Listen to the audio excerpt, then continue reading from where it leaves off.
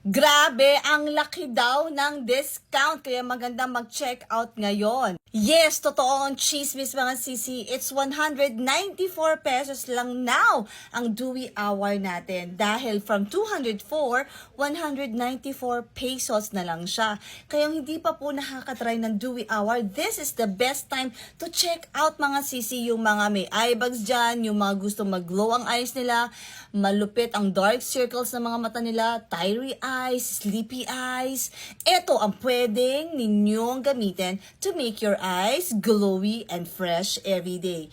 It has an instant cooling effect na magbibigay talaga ng refreshing sa inyong mga mata.